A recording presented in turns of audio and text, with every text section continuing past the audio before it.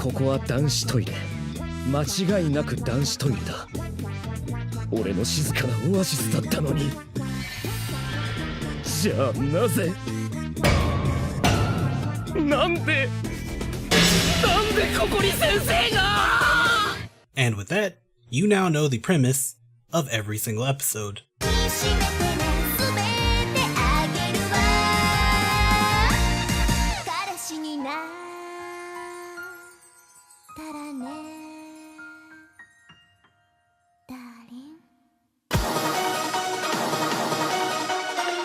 What's up guys, it's me Zero to my Kitsune, and I hope you're not expecting some deep dive into the philosophical nature of this anime and its subtle commentary on society, because this しかも柔らかくて気持ちいい。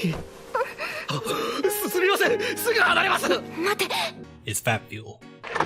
Not that there's anything wrong with it. I was going to try and finalize my opinions on last season's anime.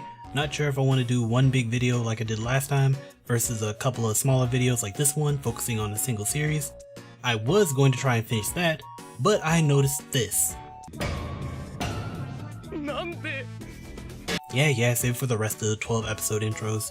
Got its own slot in the fall season, and as surprised as I was, I thought it'd be fun to talk about it. Nande koko ni sensei ga? Or why are you here sensei? Or I guess why are you here teacher? Is originally a manga series by Soboro, centralized in the weekly Young magazine, which I'm not too familiar with. I wonder what other things they have. Now, like I said earlier, I hope you aren't expecting me to say this series is the pinnacle of literature, meant to finally give purpose to this endless hellscape that is existence. Nah, this is just another line-crossing perverted manga. But I like it, and it does do some things to stand out in my mind. The premise is exactly what's written on the title.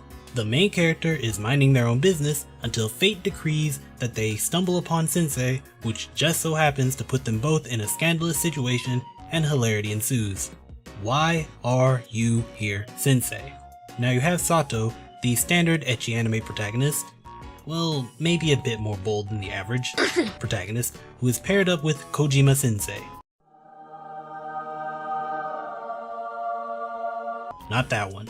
His teacher and a quote-unquote disciplinary demon, they throughout the story end up in plenty of eyebrow-raising scenarios that push the boundaries even in a post-To Love Ru Darkness world. I honestly question how they're even going to animate some of these chapters with how risky they are. Regardless of what you think about Japan, they do have their limits, especially in terms of broadcast television. Speaking of which, that does lead me to the slight elephant in the room when it comes to this genre of anime.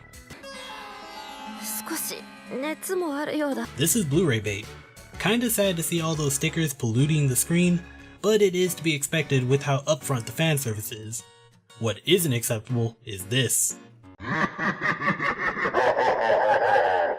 This by itself might be a deal breaker for some, especially with how anti-censorship people are in ecchi communities. And while there is significantly less censorship in the Japanese exclusive ATX broadcast, if you're willing to be a bit adventurous, you still ain't getting the full uncensored until the BDs come out. Alternatively though, you could, and I'm just spitballing here, read the manga. Read, nigga, read! Which, while not animated, does sport some rather appealing art done by Soboro, and much like To Love Ru Darkness did, will probably cross lines that the anime can't. But it's still early on, who knows.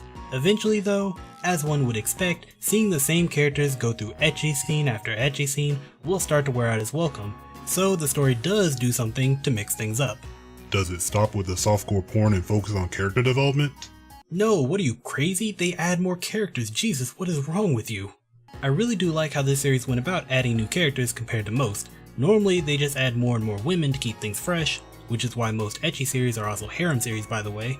But instead here, as noted by the anime's intro, here there are multiple single partner pairings, allowing completely fresh scenarios and stories while still keeping with the whole "why are you here sensei" angle.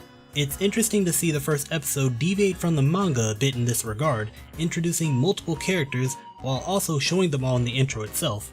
Contrast that to the manga, where they do a sudden baton pass at the start of each volume. Not that I'm complaining, as protagonist pairs 2 and 3 are my favorite so far, and knowing that they will show up a bit earlier is nice.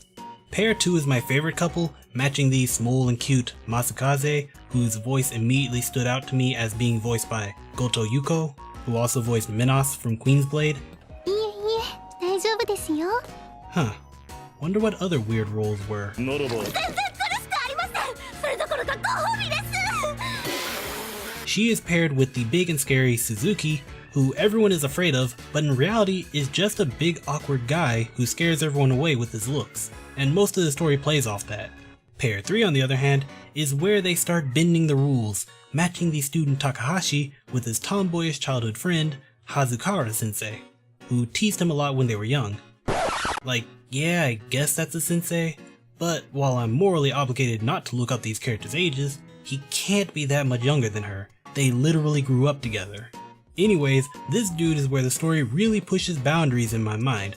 While obviously most fanservice protagonists, including the ones here, don't, I guess, seal the deal, Takahashi's story is actually him trying to become more manly in order to measure up to his brash, but still somewhat girly sensei. And fuck if he doesn't push the story damn near X-rated territory in his pursuit of that goal.